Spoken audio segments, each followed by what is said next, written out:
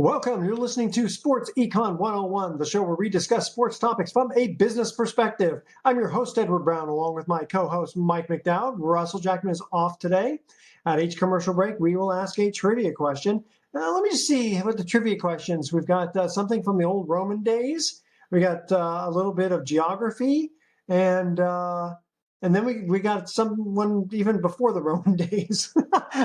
Well, I think it's still kind of Roman days. We'll see how our guest and our co-host are how educated they are. Hey, what about that game last night? We're recording this on Thursday, the day after Game 1 of the Spurs Knicks.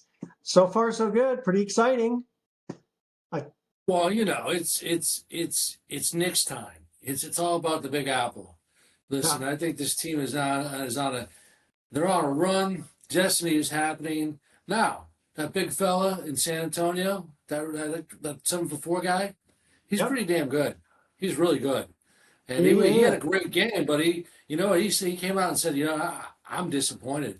I didn't play my game, and we'll talk about a little bit about that. But we got a great guest.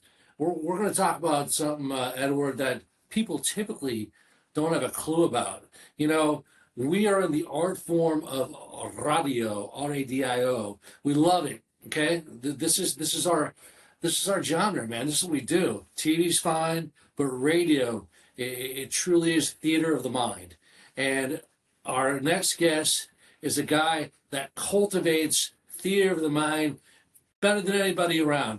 His company is called Learfield Sports. Does that ring a bell, anybody? It should, because when you listen to college football games, you often hear the broadcast done by Learfield Sports. And our next guest is going to come in, chime in. I don't want to tell you his name yet, because it's called a tease, ladies and gentlemen, boys and girls. Keep the audience suspenders. Because when I introduce him, trust me, he's not going to be expecting this one. Gotta go to our break. All right, stay with us. Sports Econ 101. We'll be right back.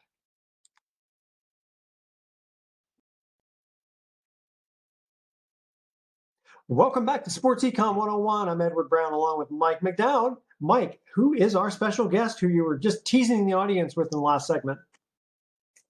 Well, he indeed has a name, and it's a special name, especially in the world of broadcasting, and it's just in general.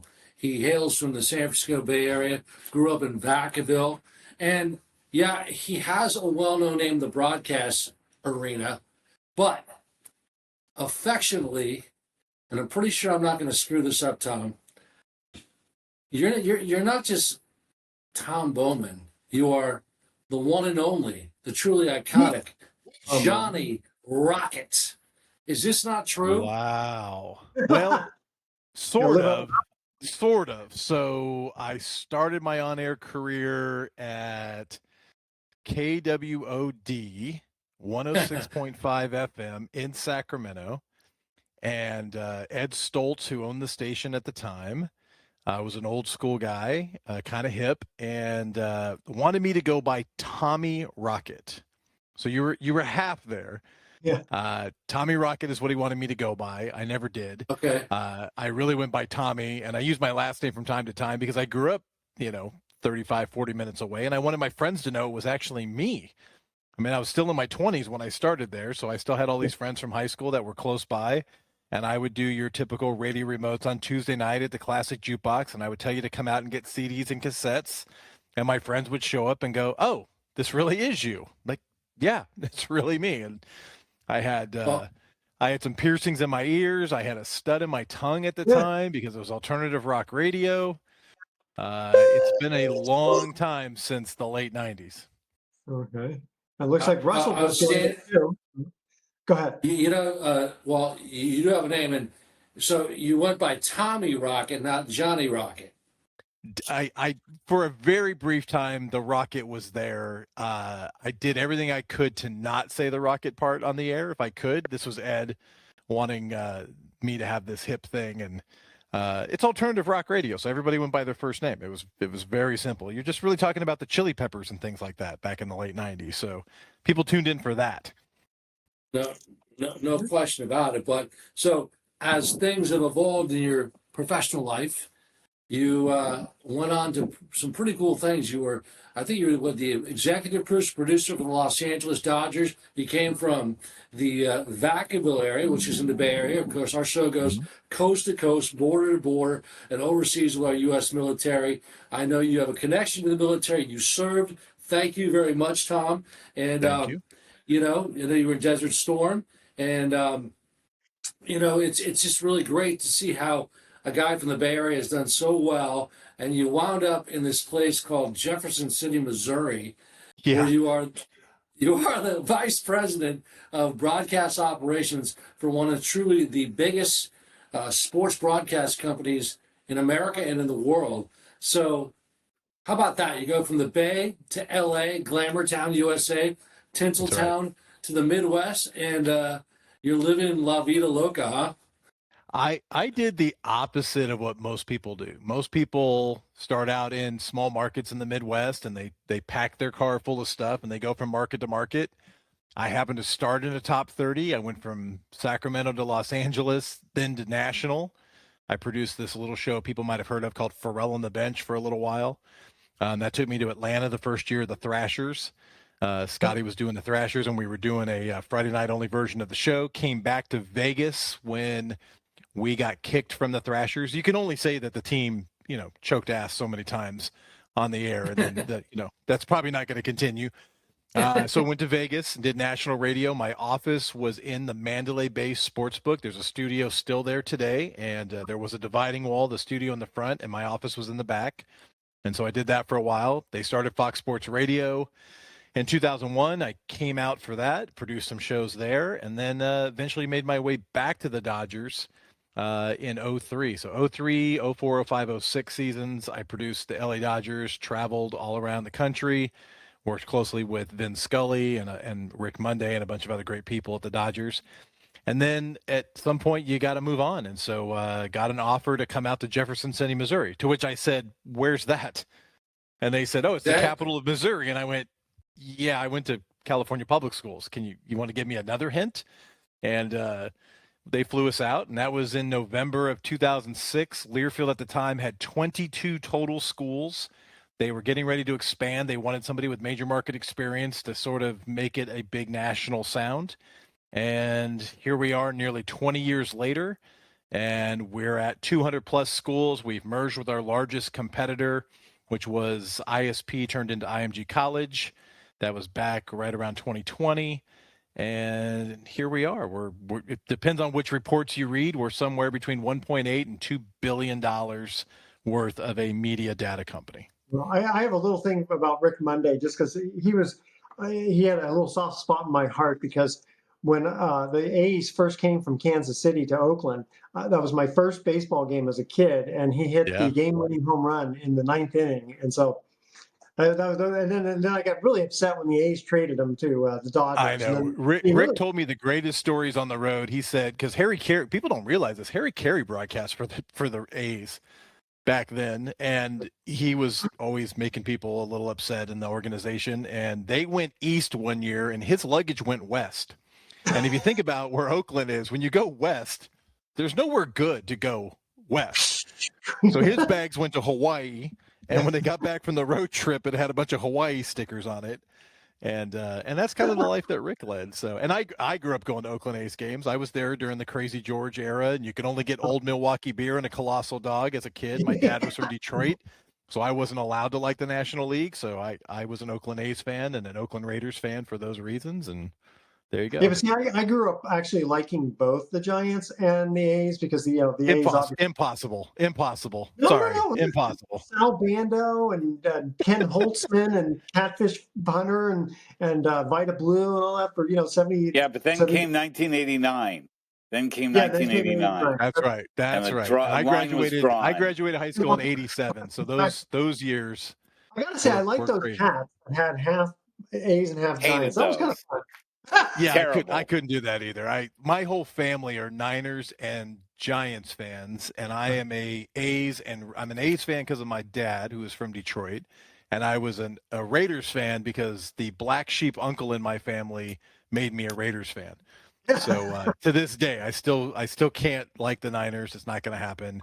Oh, And eventually the A's will end up in Vegas. Who knows? Right now they're playing.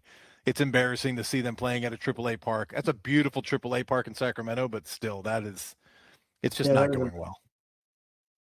It really is. And then furthermore, you got to, and we'll get to the Learfield, but one of the most iconic names in sports broadcasting on a clear night in Los Angeles, Tom Boman is really right next to the great Vinny Scully. Okay, it was okay. It was okay. But, that was a pretty good life. And when I decided to leave to come out here for Learfield, I called Vin and I said, "Hey, I just want to let you know this company offered me a job. I think it's a good opportunity. I'm going to move to the Midwest." And he said, "Well, if you need a reference, give them my number." Absolutely not. I'm never giving out your number. And I still have it in my phone to this day. I like to play that game with friends. Who has the best contacts in their phone? I typically win because Vinny's in my phone. And he was the best. Okay, so I have Billy Bean, and Billy Bean never does interviews, and yet he came on 4 years ago. So that was pretty. That's a good one to have. Yeah, Vinny was great. People don't realize that. I mean, he was an amazing play-by-play voice, but he was such a cultured guy. Like, when he got later in his career, he had a driver that would drive him from his house out in Sherman Oaks and into the stadium, and he would listen to show tunes. He loved show tunes. He loved culture. He'd go to Ireland and France. And I tell you what, Tom, hold on for just a second. We have to go to our first commercial break here. And again, if you know the answer, just hold on for just a second. Okay, audience, who was the famous gladiator who led a slave revolt against the Romans? Who was the famous gladiator who led a slave revolt against the Romans? Stay with us. You're listening to Sports Econ 101. Don't touch that dial. We are going to be right back.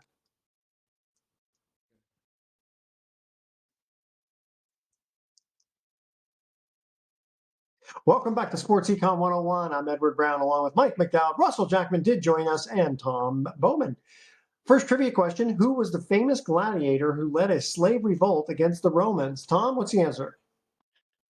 Wasn't that that Maximus guy who filled up the big screen with that beautiful gladiator movie? What was it, Aurelius Maximus? I think I always screw up the first name. Not him. This one, no. Russ? No, one of my favorite old Saturday Night Live skits was what ifs in history. And it was, what if Spartacus had a Piper Cub airplane? Okay. Do you remember that at all? Wait, is this when all four of us have to say "I am Spartacus" and then we do it in order? Yes. Yes. Actually, there's a really good movie called That Thing You Do. It's very clean, so it's for the whole family. He does that. He says, Tom Hanks. That's Tom Hanks. Yeah, that's a great movie. He doesn't do the line, the other guy does. All right. Go ahead. Tom, you were finishing up talking about a little bit about Vin Scully. Yeah, just the fact that the man was, when you talk about the pantheon of amazing play-by-play voices. Now, listen, I'm out here in the Midwest. I live in between St. Louis and Kansas City, so I get to hear about Jack Buck all the time. And no doubt, Jack Buck was an amazing play-by-play voice. There's been legends in the business, but I don't think anybody taps Scully in what he did, the amount of sports that he covered. He could do anything. He could call tiddlywinks if you wanted to, and he was just so smooth about it, but he was so cultured about it. Didn't make it about himself. And but I will tell you this: we would go into the booth. I was running the radio side, but he would do the first 3 innings, home and road games that he was on, simulcast. So he would call the first 3 innings like a radio game on television. And we would go over there to say, "Hey, what about if we do this?" And we always knew it was wrong when Vin would go, "Well, if that's what you guys think, yeah, we're not doing that. That's just not going to happen." So that's kind of how that works. So he just had an art about, once again, he could throw his weight around, but it was like a big giant bag of feathers, and it was something we all paid attention to. I still really enjoyed Lon Simmons. Listen, growing up out there, I mean, there was some legends in the Bay Area. I mean, I was fortunate enough at the Learfield. We had Cal. We still do, and Joe Starkey.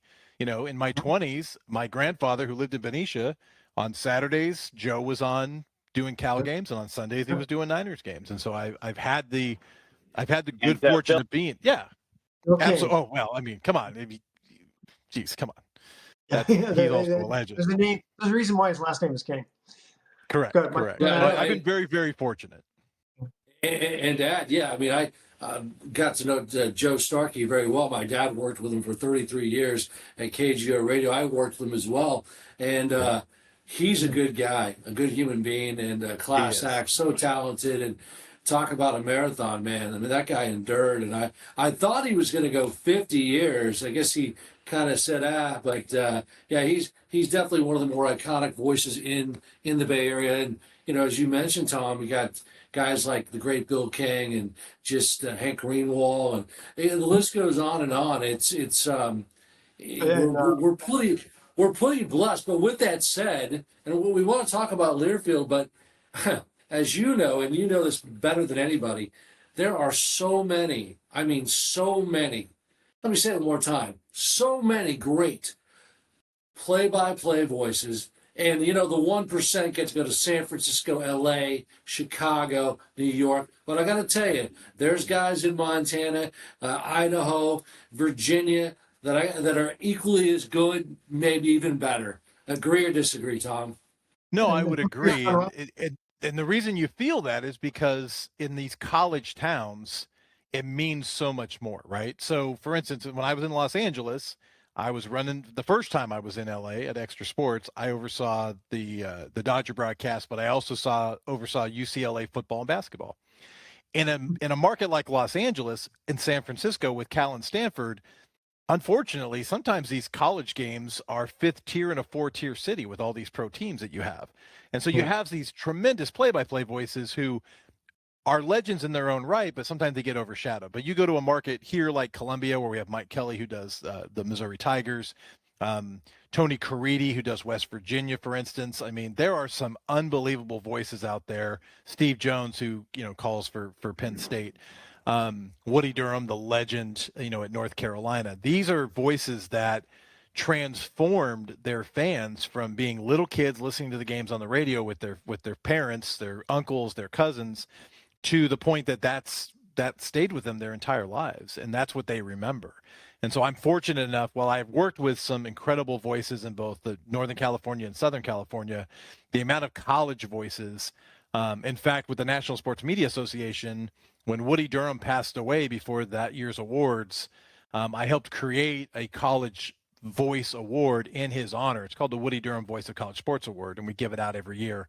It's voted on by a panel of people. Tony Caridi from West Virginia is the recipient this year. But the great Don Fisher, of all people, was our first recipient. And I made sure that happened because at the time, Don hadn't quite got to 50 years. He's now finished his 53rd year as the voice of the Indiana Hoosiers. Of course, he waited long enough to get a football championship. So these extra 3 years over 50 has been great. But I think that's the difference, is when you grow up in a college town where every sign in your town is your mascot's name plus your business, right? Tiger Pond, Tiger Car Wash, Tiger this. Those voices stay with you no matter what. I always thought I'd be a good play-by-play announcer for baseball. That's probably the easiest sport. But as a color commentator, I stink. I mean, because it's like I don't know what I don't want to throw out some random stuff, But play-by-play, Swan base hit out the middle. Anyway, go ahead, Mike. In my opinion, baseball's the hardest. It's because Really? you have to be a storyteller. Well, there's so much downtime. Now, mind you, the game is sped up quite a bit, right? We got a pitch clock and all of that. But if you think about you're 5 innings in, it's an afternoon game. Yeah. Pitchers are taking their time. Hitters are coming out of the box and they're adjusting 15,000 things with Velcro. You have to be able to fill those silences on the air, right? And so you have to be a storyteller. Take it away. Correct. So when you have somebody like Rick Monday, for you guys have never tried doing play-by-play for professional wrestling. That's a lot harder than you think it is. That's pretty tough. I will tell you the thing that I think is the hardest is college volleyball or college hockey, either one of those two sports. Well, it's funny. I've done college volleyball, and I've done college soccer is actually pretty tough too, because it's so slow, and people you've got to explain a little about the tactics, or a lot of and I don't mean to be disrespectful. I played college soccer, and I was very into the sport. I got to tell you, but a lot of guys will say Jones, over to Smith, back to Thomas. I mean, that's lousy play-by-play to me. Yeah.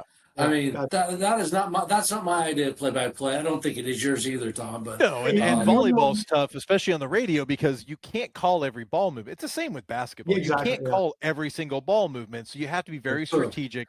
Because here's what happens with play-by-play voices, and you guys know this: what it sounds like in your head doesn't always make it to your lips. It just doesn't. It sounds great in your head, and then you hear it back and go, "What was that? What did I just say? I stepped all over myself." But it sounded great in my head.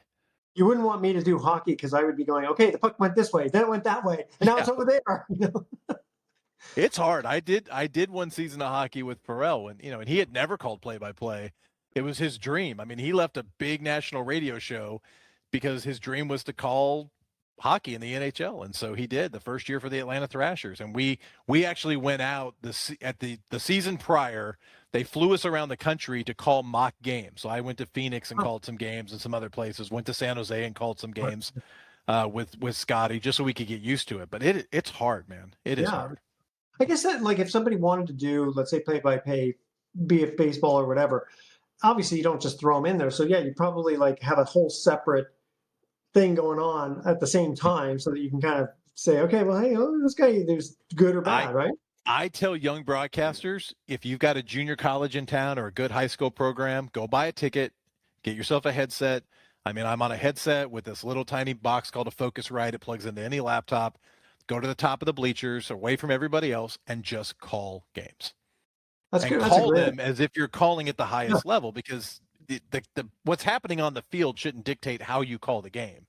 You want to make sure that you're entertaining the fan base for that particular team, no matter what, whether they're great, high level, low level. Call that game as you would your dream job. Well, especially if you're doing radio, people can't hear you, or people can't see you, so you have to do it as though they're only listening on the radio. Go ahead, Mike. We got about 30 seconds before we have to go to our break. Go ahead. Oh, I was just going to say, what Tom said. I was a play-by-play voice for Dominican College, now university, and I took my my tape recorder to the games, and I'd sit there go like this. So the coach and the team loved me so much, they used me to advantage, and that's how I started developing and get pretty good. The moral of the story is I was able to buy them media timeouts. The referee would come over and talk to me. Oh yeah, we'll take two, whatever, however we could get them back in the day. And so Tom's exactly right. I mean, that's how you do it. And there's an art form. Can I also put in my 2 cents for free? I'm sorry, what's that, Russ?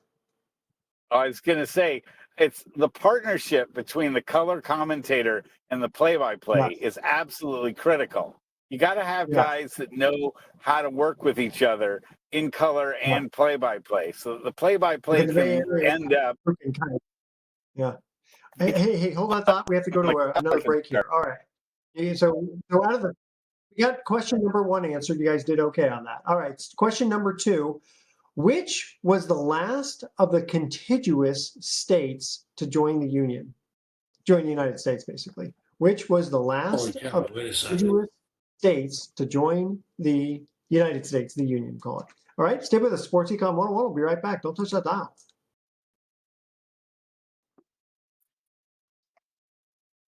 Welcome back to Sports Econ 101. One more time, I'm Edward Brown, your host, along with Mike McDowell, Russell Jackman, and our special guest, Tom Boman. Second trivia question: which was the last of the contiguous states to join the Union? Once again, I went to Northern California public schools. Go ahead. I'm going to throw out Texas. Texas, no. Continuous? We're talking the United States. We're not talking Civil War stuff, That's why I think when I join the Union, I really mean join the United States. But like Florida, no. I'm gonna go. Man. I'm gonna go Montana. Florida. Sorry, Montana. No. Let's go with that. Arizona. Okay. Arizona was last. I think it was 1912, if I'm not mistaken. All right. So Tom Boman. They move pretty slow out there. Mike, go ahead. What do you have? You have your finger up? Yeah, no. I mean, listen. Yeah, yes, he is Tom Boman. He's the course, Vice President of Broadcast Operations, Learfield Sports. He's out in, I think he's out in Columbia, Missouri right now, but his office is in Jefferson City, Missouri. And so Learfield has really evolved, Tom.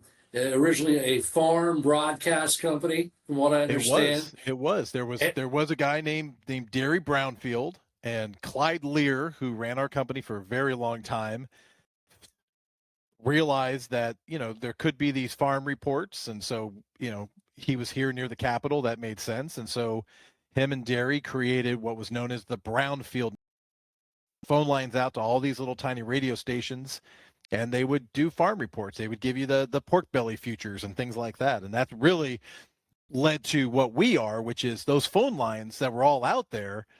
The Missouri Tigers came to them and said, hey, we're trying to get to these same radio stations. Is it possible that we could, use these lines as well? And so that sort of started the relationship.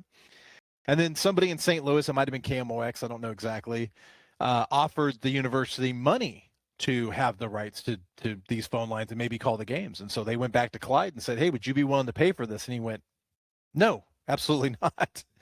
So it didn't actually start as simple as people thought, but eventually it turned into a media company. When I got there, broadcast probably represented 45% of the revenue. We run on a model where on any particular university, and I'll use Mizzou just because it's here, we give a guarantee to the school. In exchange, we sell the advertising of the signage, so in stadium, in venue, ticket backs, signage, all of that, and broadcast. Hospitality, we have sales staffs at every single university. I only look over the broadcast side, but that's really evolved over the last couple of years because, as you guys know, we all walk around with one of these digital things in our hands, and I've even stopped calling it radio because it really isn't radio anymore. It is audio. It's an audio medium at this point because we have an app, the Varsity Network app, where you can listen to the majority of college teams for free. So you could be a North Carolina grad, but you're on the West Coast. You can hear every North Carolina football, basketball, women's basketball game. Anything we produce is on that app for free. And it's the only place you can listen to the men's NCAA tournament games streaming for free. We've cut that deal with both Westwood One and the NCAA, and it doesn't have to be a Learfield school. We facilitate for every school in the tournament. So digital is a big key for us, but so is video now. Whereas we used to just be radio guys, we have this second screen experience type situation. So we have these live booth cams, for instance. So a lot of our schools will run an upper left or an upper right cam, and you can actually listen to the game, watch the crews call the games, which is interesting because most people have no idea what's happening in a broadcast booth, that there's spotters and stats people and a lot of nonverbal communication that happens between the talent and the analysts. Some good, some bad, depends on the game, depends on the crew. But videos become a really big part of what we do as well, plus social content. If you're not creating 20-second bites that get to the fan base every single day, you're missing out. And so we've really explored both audio and video.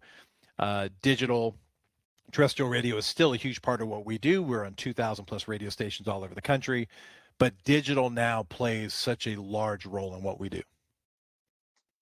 Well, I mean, NIL literally has revolutionized the way things are done because, as you know, players are getting something called dinero, money. Oh, yeah. So how has that affected you, the way you do a broadcast? Do you have to pay players? I'm only going to do an interview if you pay me. Have you come across that yet? Not yet, because what happens is we recognized it pretty early. So as the rules for NIL were unfolding, and they've changed a number of times over the years, with whether there was big collectives that were in charge or schools wanted nothing to do with it, now schools want to control it. What we decided to do as a company is create a mechanism to connect that money with student athletes.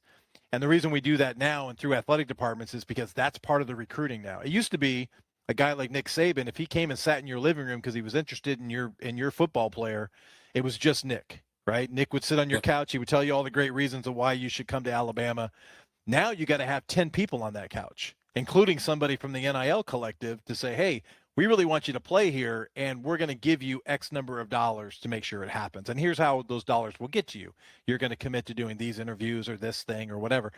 So we do that now as a company. We do it more than anybody. I think in the last couple of years, we've probably connected more than $150 million worth of NIL revenue. It's part of deals now when we're looking for school rights. It makes an athletic director look at us even differently now to say, listen, I know what Learfield brings to the table from all these things, but you can also help us recruit with the dollars that we're looking for. It's all above board. When I was doing UCLA, there's a restaurant in Long Beach. I won't name the restaurant, but it's been around a long time. It's an Italian restaurant. And in the back, a lot of restaurants have the cook's booth, the chef's booth, and if you like the chef and you want to watch what they do, it's great. Well, this particular owner had that booth because that's where UCLA players came to get fed. This is back in the 90s. And every great UCLA player, including Troy, had their name up on that wall. They signed that wall at this particular restaurant. So players were getting this stuff for years, cars and all these things. It was ugly the way it was getting done. Now, listen, I tell people all the time, for 20 years, college athletes have been helping me pay my mortgage. They should also be making money. In fact, Tom and Edward and everybody, I'll never forget seeing Kevin Johnson at Cal. I just happened to be over there. I was dating a girl.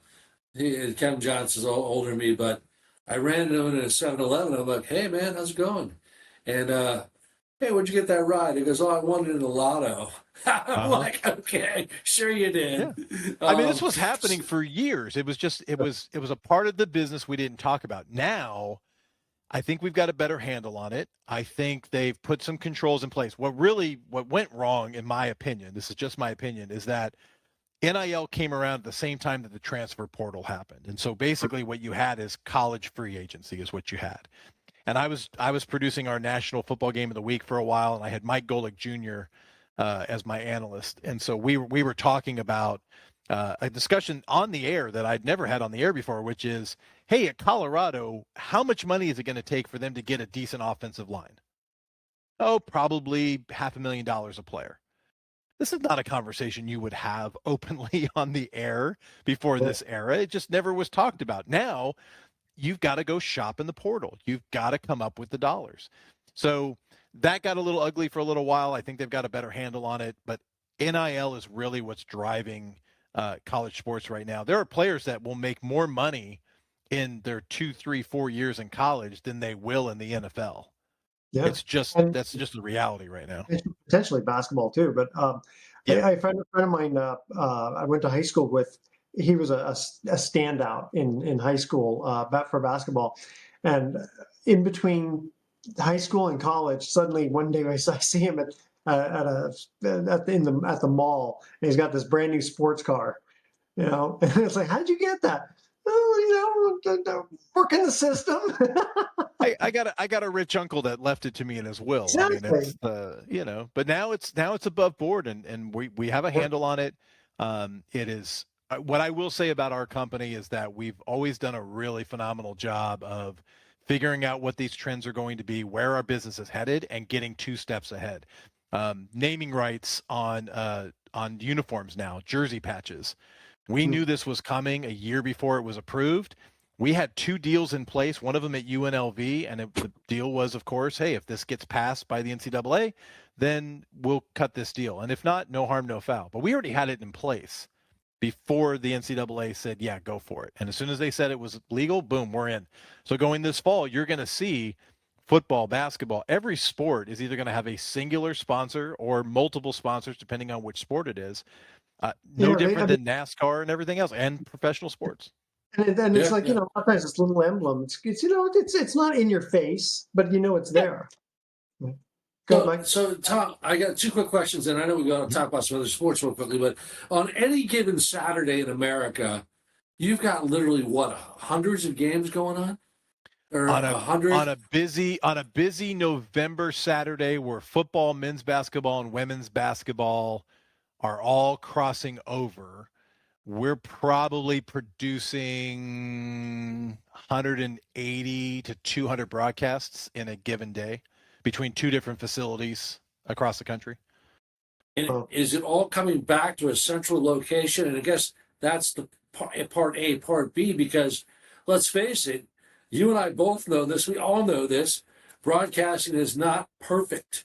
Things happen, technical difficulties. So I guess my question is, behind the scenes, what goes on that people don't even have a clue about? Because it could get chaotic, I'm sure. I know it can. Well, it's exactly that. It's nobody knows about it. I've had broadcasts, in some really a big school playing a preseason game at a small place, and 3 hours of trying to get everything to connect. And if a broadcast starts at 1 o'clock, a broadcast starts at 1 o'clock. It doesn't start at 12:59 and 59 seconds, and it doesn't start at 1 o'clock and 1 second. It starts at 1 o'clock. And we were in an open billboard with the sponsors and the big voice guy and the highlights. And 20 seconds into that, we finally connected. And now the music trailing is happening. And so we basically down the line are telling everybody, okay, everybody take a breath. Are we good? All right, we're coming back. Here it goes. 5, 4, 3, 2, 1. You're hot. Hey, it's a beautiful Saturday for wherever we are. Nobody knew because nobody cares. What they care about is we said the broadcast starts at 1 o'clock. And by George, that broadcast is going to be there at 1 o'clock. Now, things happen, right? So luckily now in this digital age, we have backups, right? Everything is connected via IP. It's very stable, especially now. The internet infrastructure is really, really good. And so we don't have as many problems. I'm knocking on every piece of wood that we have here right now because I still have teams in both the college baseball and softball World Series. But yeah, we're prepared for that. What I tell my team is, control the things you can control so that you're ready for the things that you can't. Gotcha. And so, okay, guys, let's go to our last trivia question. Before we do, of course, Russ's favorite part. I got a couple of silly puns for the week. So Lance is an uncommon name nowadays, but in medieval times they were called Lancelot. And my wife, you like that one? There you go. Okay. And my wife told me I'm of average intelligence. I said, that's just mean. Okay, so here's our third trivia question. You got to know a little bit of mathematics to understand that one. Okay, so third trivia question, and then like progress to the mean kind of thing. Yes. I'm going to ask you guys the question, and raise your hand if you need a hint. Okay, what famous person was found guilty of treason and executed in 399 BC? You guys need a hint? Okay, need a hint? Okay, this one, I'll give it away. You ready? Was his name Lance? Yeah. Yeah. And he did a lot. Okay. No, he was forced to drink hemlock. Now that should give it away. All right. Stay with us. Sports Econ 101. We'll be right back with some closing comments. Don't touch that dial.